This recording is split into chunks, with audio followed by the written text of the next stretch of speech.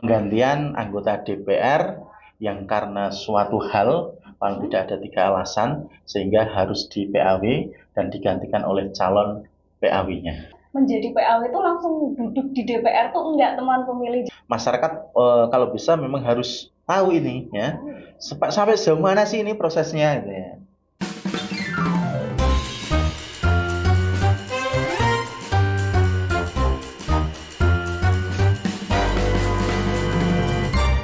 Halo teman pemilih, jumpa lagi di podcast KPU Kudus. Kali ini bersama saya Devi Listiani, yang pastinya akan mengupas tuntas materi-materi tentang kepemiluan. Pada episode podcast kali ini, kita akan membahas tuntas mengenai pengganti antar waktu atau PAW anggota DPRD Kabupaten Kudus.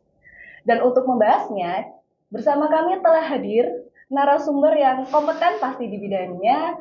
Mari kita sambut bersama anggota KPU Kabupaten Kudus Divisi Teknis Penyelenggaraan Bapak Ahmad Khalil. Halo, selamat pagi Mbak Devi. Oke, pagi Bapak. Kabarnya Pak Khalil ini gimana? Alhamdulillah kabar baik. Saya agak asing ini dipanggil Khalil ini ya. Oke. Karena biasanya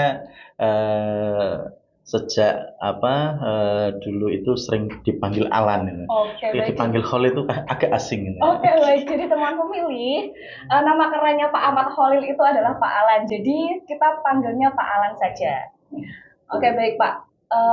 Di media sosial saya ini kemarin-kemarin itu lagi rame Pak, pembahasan terkait pengganti antar waktu atau PAW DPRD Kabupaten Kudus. Tapi teman pemilih yang lain itu masih bingung Pak. PAW itu apa sih Pak? Mungkin Pak Alan bisa menjelaskan di sini.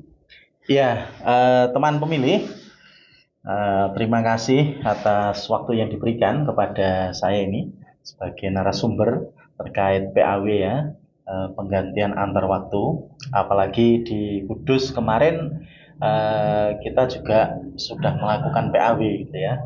Nah, karena ada yang meninggal dunia anggota DPRD Kabupaten Kudus, sehingga di PAW dan digantikan calon pengganti yang sudah dilantik gitu ya. Nah, untuk PAW sendiri, PAW itu apa sih gitu ya? PAW itu penggantian antar waktu. Jadi proses penggantian anggota DPRD kalau di Kudus ini DPRD Kabupaten ya, untuk digantikan oleh calon pengganti. Nah, calon pengganti anggota DPRD Kabupaten berdasarkan daftar calon tetap ya, di dalam partai yang sama ya, di dalam dapil yang sama, dan tentunya berdasarkan suara terbanyak berikutnya. Nah, jadi penggantian anggota DPR yang karena suatu hal paling tidak ada 3 alasan sehingga harus di PAW dan digantikan oleh calon PAW-nya. Oke, baik. Jadi seperti itu ya teman pemilih. Tadi kan Pak Alan itu menyebutkan 3 alasan. Nah, itu PAW itu bisa dilaksanakan ketika terjadi hal apa saja ini Pak? Ya, jadi dasar PAW kita ini paling tidak yang pertama dari Undang-Undang Nomor 23 Tahun 2014, dan kita di KPU sendiri ada peraturan KPU ya, peraturan KPU nomor 6 tahun 2017 dan nomor 6 tahun 2019 yang sudah diperbarui. Itu paling tidak untuk PAW itu ada 3 alasan. Ya, di pasal 5 itu seorang anggota DPRD kabupaten, ini kita bicara di tingkat kabupaten, itu bisa di PAW yang pertama karena meninggal dunia, yang kedua karena mengundurkan diri, yang ketiga karena diberhentikan. Nah, untuk yang meninggal dunia ini jelas ya. Nah, ini harus disertai dengan dokumen resmi surat kematian. Ya, harus dapat disertai dengan dokumen pendukung yaitu surat kematian baik dari lurah maupun dari kalau meninggal di instansi rumah sakit juga bisa gitu ya. Terus yang kedua mengundurkan diri. Yang mengundurkan diri ini juga ada surat pengunduran dirinya dari yang bersangkutan. Sementara yang diberhentikan ini paling tidak itu ada 9 item dari huruf A sampai I di PKPU-nya gitu. Itu juga sama di undang-undang terkait pemerintahan daerah. Jadi ada banyak hal mulai dari karena sudah tidak bisa menjalankan tugas selama 3 bulan berturut-turut, terus dipidana dengan ancaman hukuman minimal 5 tahun gitu ya.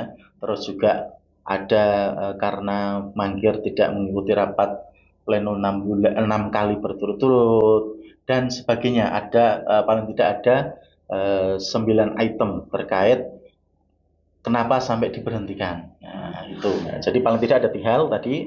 Yang pertama meninggal dunia, mengundurkan diri, dan diberhentikan. Nah, Oke, baik.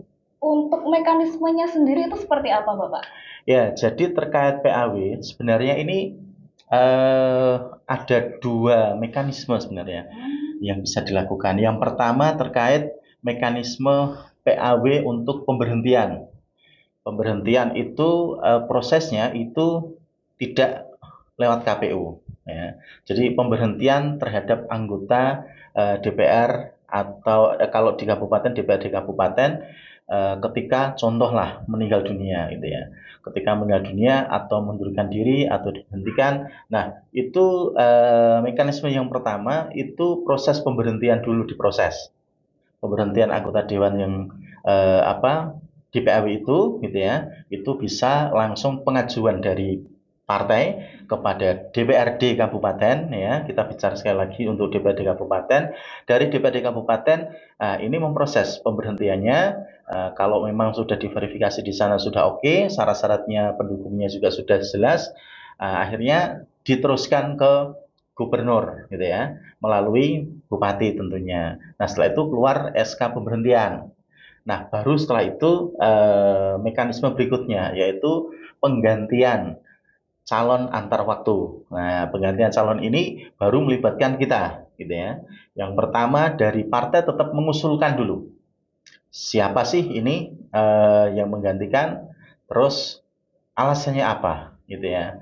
Kalau tadi meninggal dunia harus disertai dengan dokumen pendukung yaitu surat kematian. Kalau mengundurkan diri harus ada pengunduran diri.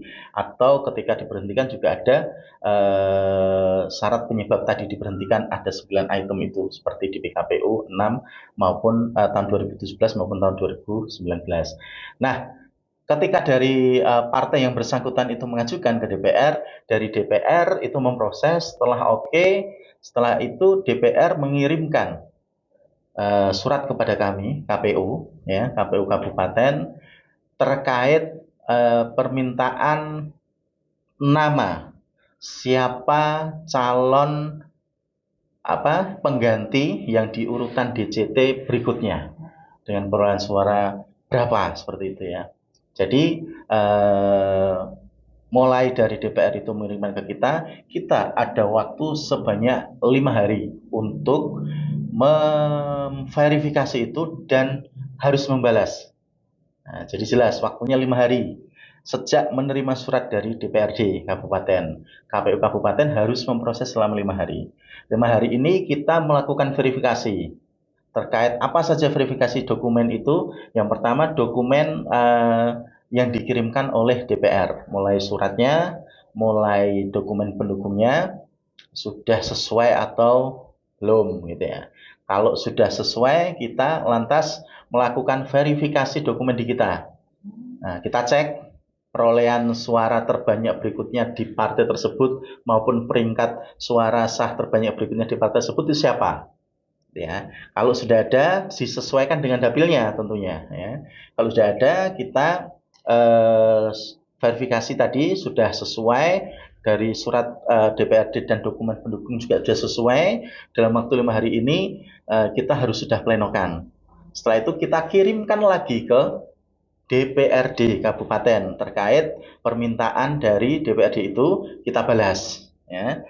Nah, selanjutnya kalau seumpama ada informasi tertulis, ya, informasi tertulis bahwa yang bersangkutan itu calon penggantinya itu bermasalah mungkin atau ada sesuatu. Nah, dari KPU itu berhak melakukan klarifikasi kepada calon PAW yang bersangkutan. Nah, dari hasil klarifikasi itu kira-kira kalau memang layak kita teruskan, kalau tidak kita tetap diteruskan dengan ada note atau catatan dari hasil klarifikasi kita. Nah, setelah itu kita teruskan ke DPRD. Nah, dari DPRD itu ada waktu 7 hari untuk meneruskan itu ke gubernur, ya, via bupati. Dari bupati itu juga ada waktu 7 hari untuk mengirim permintaan nama PAW, calon PAW itu ke gubernur. Dari gubernur itu ada waktu 14 hari. Ya, jadi 14 hari waktunya untuk memproses SK, ya. Jadi SK, baik SK pemberhentian dari dari anggota DPR yang kena PAW maupun SK dari calon pengganti DPRD. Nah, itu prosesnya seperti itu, Mbak. Jadi ada waktu tadi kita 5 hari, DPR 7 hari, sampai diproses di gubernur itu 14 hari. Baik, ternyata prosesnya itu cukup panjang gitu ya Pak? Cukup panjang dan kadang melelahkan. Oke, baik. Tapi mungkin nggak sih Pak, dari calon pengganti antar waktunya itu tidak memenuhi syarat? Bisa saja, ya. Bisa saja tidak memenuhi syarat ketika ada beberapa hal yang di situ ada tidak sesuai ketentuan. Contoh, ternyata calon pengganti itu adalah seorang PNS. Karena mungkin kan sejak dulu semula nyalek, karena merasa nggak jadi terus daftar CPNS atau P3K terus diterima semua seperti itu. Nah, akhirnya dia tercatat ini sebagai P3K atau sebagai PNS di salah satu instansi gitu ya. Lah, ketika itu terus ada informasi, nah, otomatis kita akan panggil, kita klarifikasi gitu ya. Dan itu nanti kita akan tantang yang bersangkutan. Kira-kira memilih mana? Memilih menjadi PNS atau P3K itu, atau TNI Polri seumpama ada yang keterima di TNI Polri, atau memilih sebagai calon pengganti PAW. Nah, ketika dia memilih sebagai PNS-nya atau sebagai P3K-nya atau sebagai TNI-nya atau sebagai Polri, ketika dia diterima setelah proses pencalekan gitu ya, dan dia kebetulan jadi calon PAW, otomatis kita akan tulis di situ di BAP dan tetap kita serahkan. Sementara kita juga serahkan nama perolehan suara terbanyak berikutnya. Nah, jadi yang berhak menduduki calon PAW itu adalah urutan suara terbanyak, suara sah ya, peringkat berikutnya. Nah, kalau seumpama tadi nomor 1 itu ada di PAW yang jadi DPR itu, perolehan suara berikutnya nomor 2 ternyata tidak tidak layak ya, karena kondisi entah itu menjadi PNS, menjadi ASN gitu ya, atau menjadi TNI Polri atau yang lain, atau menyatakan tidak sanggup gitu ya, itu bisa ke nomor berikutnya. Nah, yang peringkat suara terbanyak nomor 3 berarti. Nah, kalau seumpama ini ada ketika di dalam satu dapil itu, ya, di dalam satu dapil itu calonnya itu ternyata hanya satu. Dan calonnya itu yang jadi itu di DJT, daftar calon tetap itu hanya satu, ya, di dapil itu, di partai itu, gitu ya.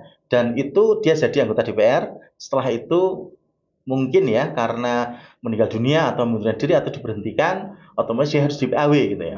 Nah, kalau PAW seperti itu kita ambil di dapil lainnya yang berdekatan. Gitu. Jadi tetap bisa diambil dari dapil tetap bisa ya.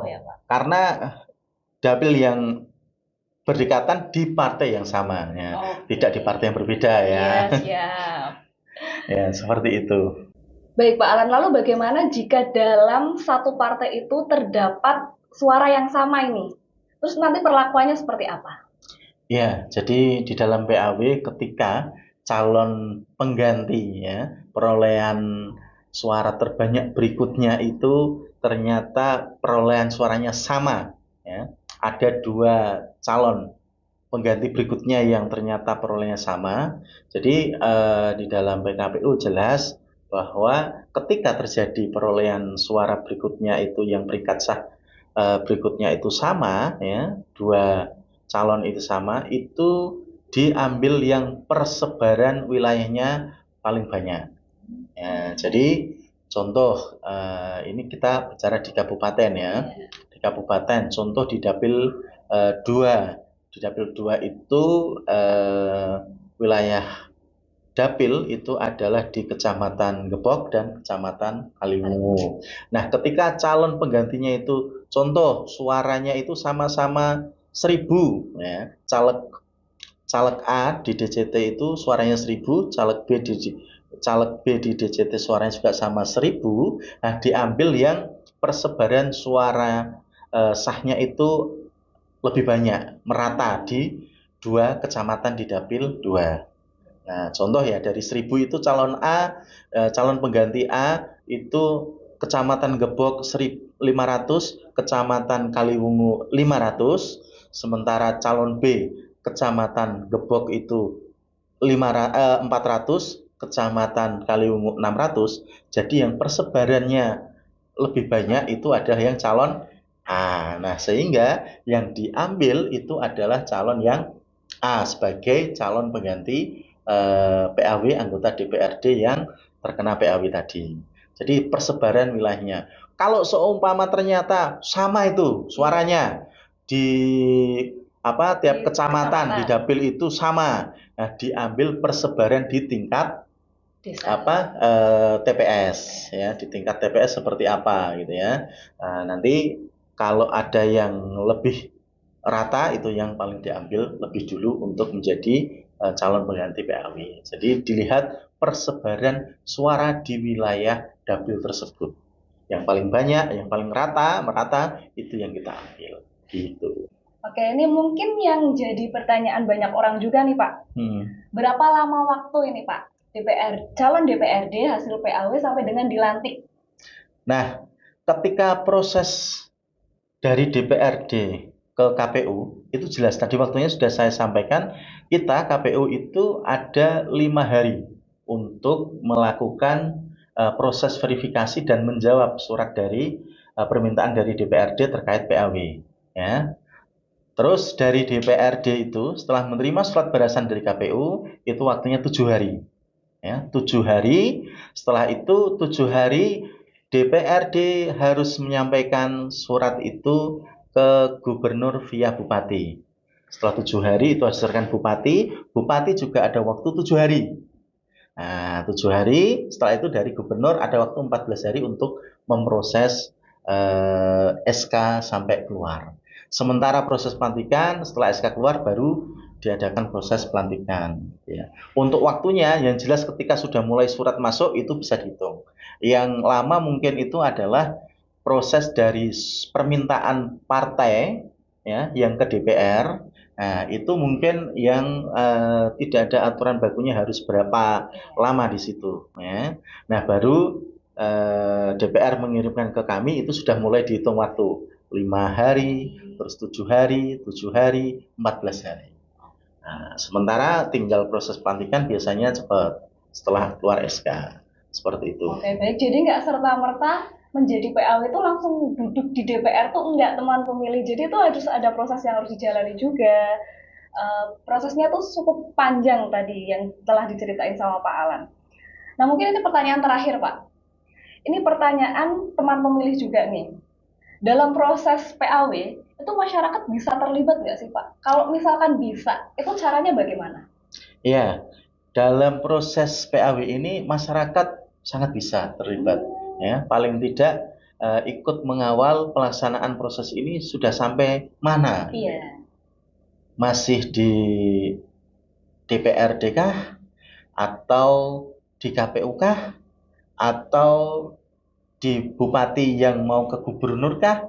Atau sudah sampai di gubernur kah? Nah, ini juga harus dikawal. Proses tadi yang sesuai dengan undang-undang di pemerintahan daerah maupun yang di PKPU, hari-hari kerja tadi, 5 hari, 7 hari, 7 hari, 14 hari, itu harus juga bisa dikawal supaya bisa dijalankan dengan baik oleh instansi yang mengurusi soal PAW ini. Ya, jadi memang masyarakat kalau bisa memang harus tahu ini ya sampai sejauh mana sih ini prosesnya gitu ya.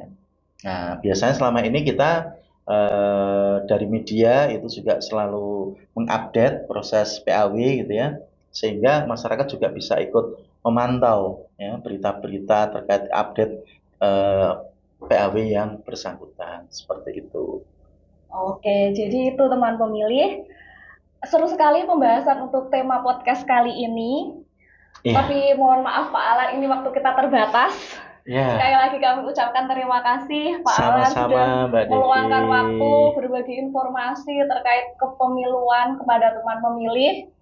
Baik teman pemilih, jangan lupa follow semua media sosial KPU Kabupaten Kudus dan jangan lupa subscribe YouTube channel KPU Kabupaten Kudus. Baik teman pemilih, saya Devi Yulistiani pamit undur diri. Sampai jumpa di kesempatan selanjutnya.